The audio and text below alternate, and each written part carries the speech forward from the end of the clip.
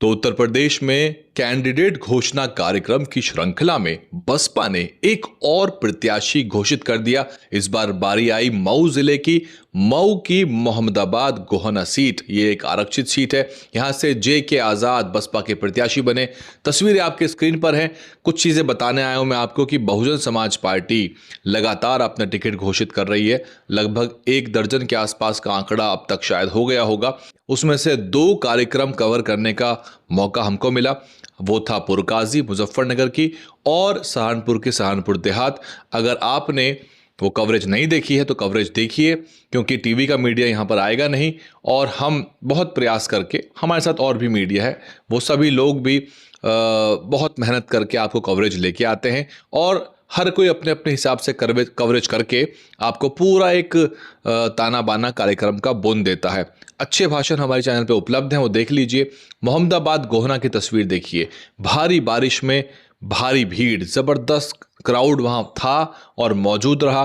मंच पे बसपा के आला नेता, जिसमें कि इंदु चौधरी जो मुझे पहचान में आ रही हैं, साथ ही भीम राजभर मुझे नजर आ रहे हैं, साथ ही और भी आला नेता थे। मैं सबको बाय फेस नहीं पहचानता हूं, लेकिन बसपा एक एक करके अपने प्रत्याशी घोषित कर रही है। और 2017 में इस सीट पर बीएसपी को दूसरे नंबर पे 38% का वोट मिला था, और यानी कि यहां पर वोट मौजूद था। और आपको मैं बता दूं कि शायद गठबंधन में ये सीट जो है वो कांग्रेस पार्टी के हिस्से में थी, और बीएसपी यहां से एक युवा चेहरे को चुनाव मैदान में उतार रही है। ऐसे में बीएसपी अगर सितंबर तक, ज़्यादा दूर भी नहीं है, अगस्त के आखिर में और सितंबर तक 100-125 टिकट अपने घोषित कर देती है, तो बीएसपी के पास आगे चल के अपनी गतिविधियां बढ़ाने का बहुत समय होगा। जब बाकी पार्टियां प्रत्याशियों के चयन में अपना समय लगाएंगी, तब बसपा अपनी ज़मीनी गतिविधियां और तेज कर सकती है। लेकिन तस्वीरें देखिए, बड़ा जन सैलाब उमड़ा, भारी भीड़ निकल के आई। और अगर बसपा ये ताना बाना सही बुन ले तो मुसलमान भी इस बात को समझ रहा है कि समाजवादी पार्टी को एक मुश्त वोट करने के बाद सपा विधानसभा में 111 तक पहुंच पाई, और कांग्रेस और सपा दोनों का जोड़ लगाने से, इंडिया गठबंधन संविधान दिखाने से संविधान खतरे में है। ये सारी बात बताने से सपा के 37 सांसद तो आए, 111 विधायक तो आए, लेकिन भाजपा की सरकार नहीं हट पाई।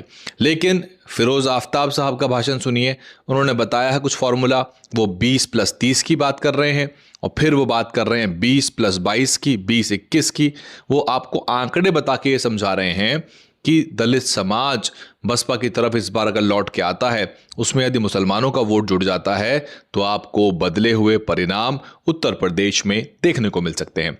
मोहम्मदाबाद गोहना की ये तस्वीरें, बड़ा विश्लेषण नहीं, केवल आपको ये बताने आया हूं कि गर्मी, उमस, ऊपर से बारिश हो रही है। नेताओं ने बारिश में ही आपको भाषण सुनाए हैं, हालांकि आप सुन तो नहीं पाए होंगे। और पूर्वांचल में हम अमूमन नहीं जाते हैं, लेकिन अब जाने वाले हैं। हम प्रयास कर रहे हैं कि हम पूर्वांचल में भी कवरेज करें। दूर तो है, दिल्ली से 800-900 किलोमीटर है, लेकिन जाएंगे। गाड़ी से जाएंगे, ट्रेन से या हवाई जहाज से नहीं, क्योंकि ट्रेन में सामान ले जाना थोड़ा कठिन होता है, या 2-3 लोगों को ले जाना हो, टीम को ले जाना हो तो कठिन होता है। साथ में ट्राइपॉड कई प्रकार के, और कैमरा, माइक, तार, दुनिया भर की चीज़ें हमारे पास होती हैं, तभी आपको अच्छी कवरेज हम दे पाते हैं। हम बहुत सारा सामान ढोते हैं और तब जाके आपको कवरेज मिलती है। सहारनपुर देहात तो दिल्ली से पास था, 200-250 किलोमीटर, तो हम पहुंच गए सुबह 6 बजे चल के। लेकिन हम पूर्वांचल भी जाएंगे, जहां मौका लगेगा, जहां प्रयास कर रहे हैं, वहां जाके आपको अच्छी कवरेज दिखाएंगे। और यदि हम ऐसे 50 से 100 भी कवरेज कर दें, तो आपको उन नेताओं के भाषण सुनने को भी मिलेंगे जिनके बहुत ज़बरदस्त कैडराइज्ड भाषण है। मान्यवर साहब के टाइम के लोग हैं, लेकिन उनके भाषण आ नहीं पाते हैं, क्योंकि टीवी का मीडिया आपके कार्यक्रम कवर नहीं करेगा भी तो एक आधी रिपोर्ट बना के वो लोग लौट जाएंगे। क्यों आपको भाषण सुनाएंगे सारे वो। और बाकी बहुजन मीडिया भी संघर्ष कर रहा है, बहुत सारे संसाधन उन लोगों के पास भी नहीं है। हमने जुटाए हैं, मैंने अपनी सरकारी नौकरी छोड़ी, मीडिया स्टैब्लिश किया, इसीलिए कि आपको मैं जो बहुजन राजनीतिक खबरें हैं, चाहे बसपा पे कोई कुछ भी आरोप लगाए, कोई भी बात कहे, लेकिन मान्यवर साहब कांशीराम की बनाई हुई एक ही पार्टी है, और वो पार्टी संघर्ष कर रही है। मीडिया उसके खिलाफ है, विपक्षी उसके खिलाफ है, यहाँ तक कि जो लोग विपक्ष की एकता की बात करते हैं, कांग्रेस जैसी पार्टियां वो भी बसपा को निशाने पर ले रही हैं और उत्तर प्रदेश से बसपा को खत्म करने के प्रयास कांग्रेस पार्टी कर रही है।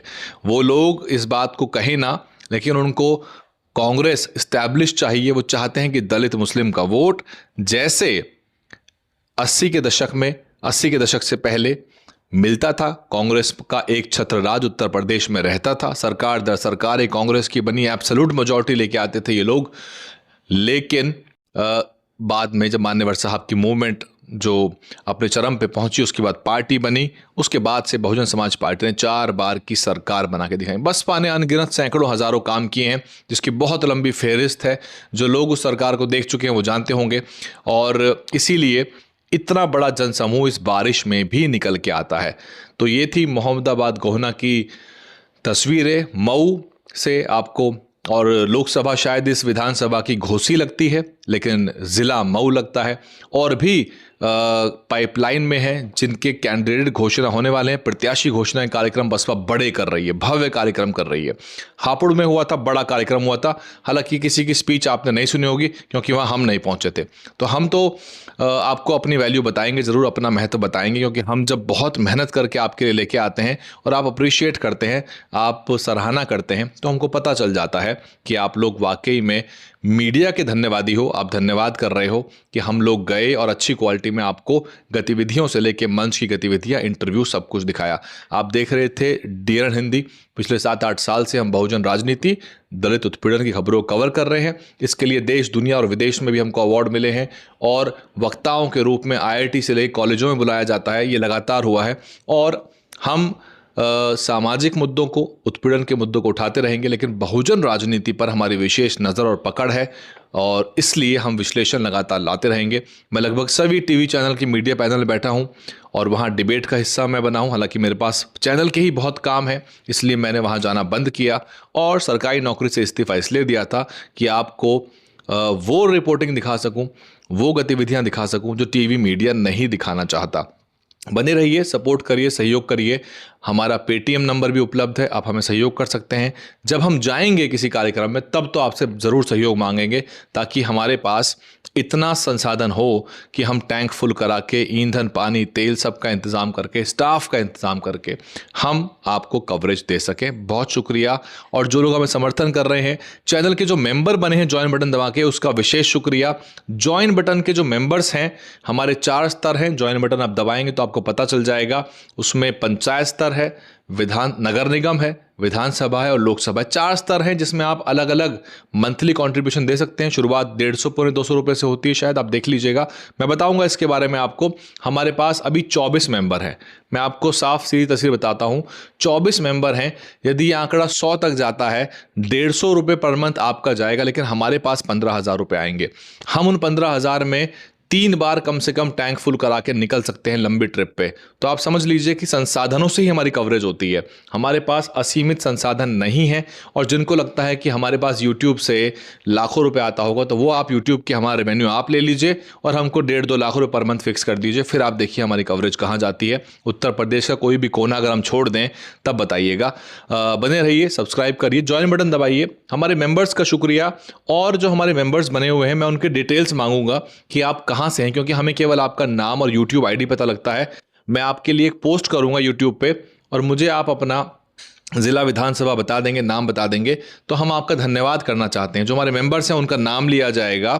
जो हमारे विधानसभा स्तर के लेवल के मेंबर हैं उनका पोस्टर बना के हम डालेंगे। साथ ही जो हमारे बड़े स्तर के मेंबर हैं, जो लोकसभा स्तर पर ज्वाइन किए हुए हैं, जो हमें शायद 599 या 799 प्रति माह देने का प्रयास कर रहे हैं, उनको हम आगे चल के विश्लेषण में भी शामिल करेंगे। यानी कि आप विश्लेषक के रूप में हमारे साथ रिमोटली ऑनलाइन जुड़ सकते हैं, और आपकी बात जो है जनता तक पहुंचाई जाएगी। ये सब हम मेंबर्स के लिए करेंगे।